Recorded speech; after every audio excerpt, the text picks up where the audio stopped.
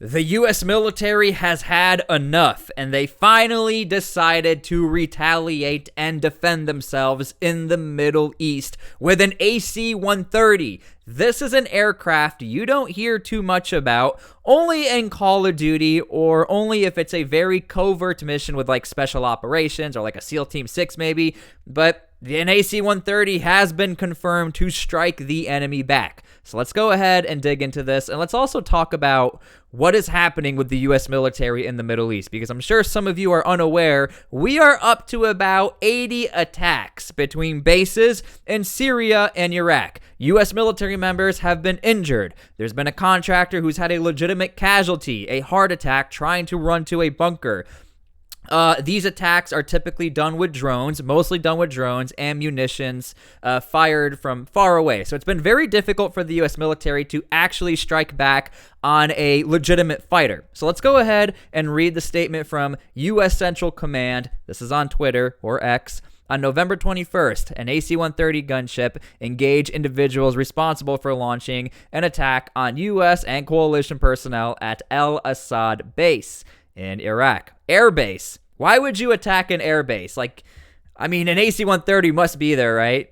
The gunship maintained visual confirmation of the individuals from the time of the launch to the time of the engagement. The strike resulted in several enemy casualties. I get like a tingle hearing this because the last thing you want, could you imagine an AC-130 hunting you down? Again, when I used to play Call of Duty, whenever you heard AC-130 inbound, you're like, the game's over. But in real life, the game is actually over. Now, I do want to point this out. We live in a day and age where everything is not so secretive, because this was actually called out on open source intelligence before the government announced it, and this might be why the government had to actually announce that this happened. Now, open source said this: U.S. Air Force AC-130J, known as Ghost Rider, attack gunship with no call sign and operated by the 73rd Special Operations Squadron, is currently orbiting over Iraq to the West Baghdad, near where the drone strike on Iranian-backed forces is said to have taken place roughly an hour ago. And this is pretty interesting. Here's the information on the aircraft. Again, open source is wild. You can quite literally track these secretive aircraft. C-30J, United States Air Force, departed from, unavailable. Arriving, unavailable. 11,000 feet in the air. Lockheed Martin AC-130J Ghost Rider.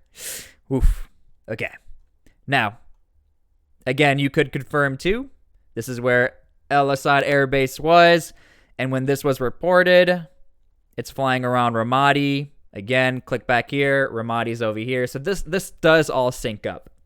Now, there's one base that I do want to talk about, which has also been getting the brunt of the attacks. And I also want to talk about how the U.S. military really has their hands tied behind their back. So this is a very significant deal.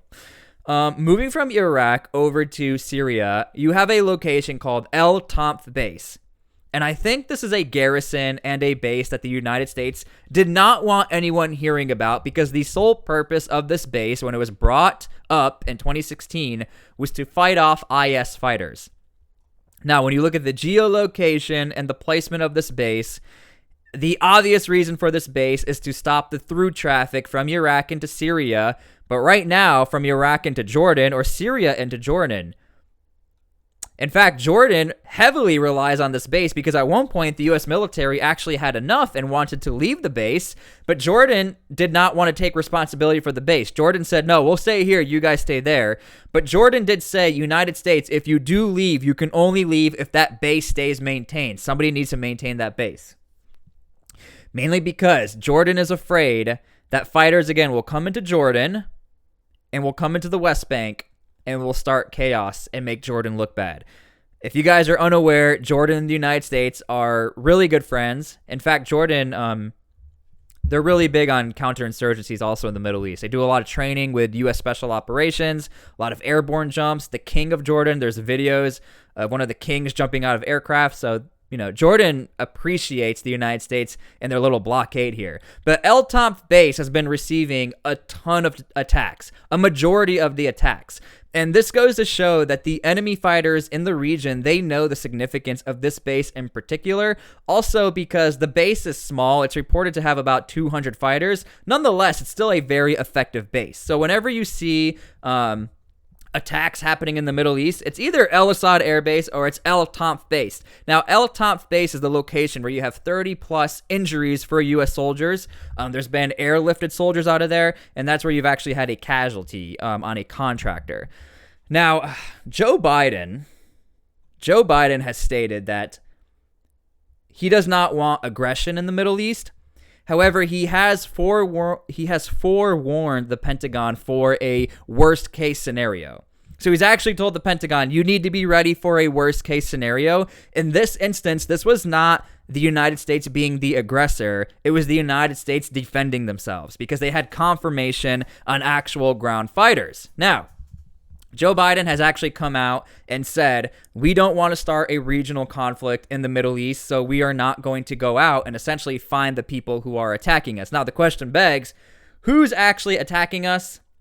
Well, Central Command is not saying, but the enemies who are saying who they are is the Islamic resistance in Iraq. The main reason why you're probably not seeing anyone saying who it is from the United States is because, again, they don't want to instigate a conflict. They don't want to give these guys a shout out. But there's always the same perpetrator, and it's not one group. It's a coalition of fighters who've come together to formulate the Islamic resistance in Iraq.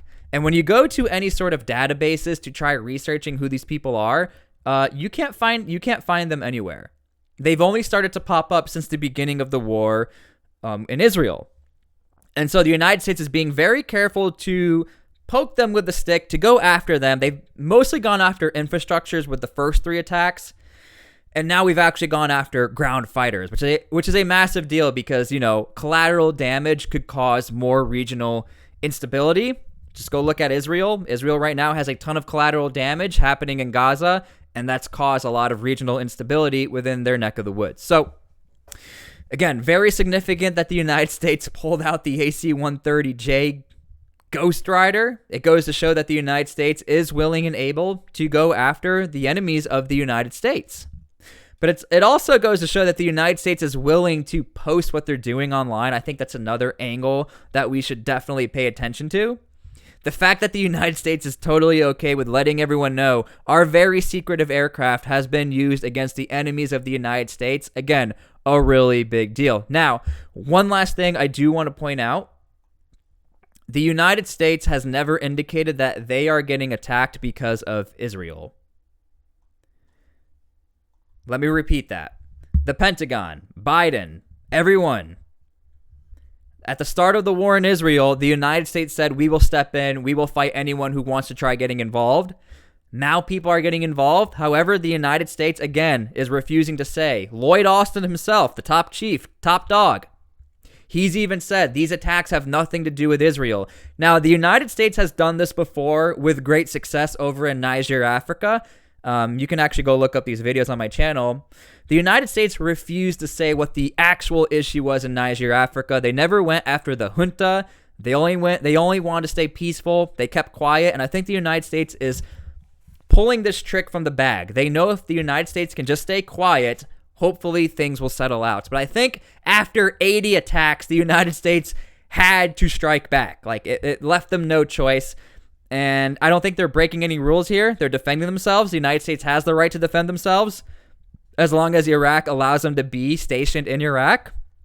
But yeah, the United States says Israel has nothing to do with this, even though we've had a massive uptick of attacks. So I'll leave it up to you guys. But yeah, AC-130 inbound, Ghost Rider inbound. I guess it was a mission success by the United States military.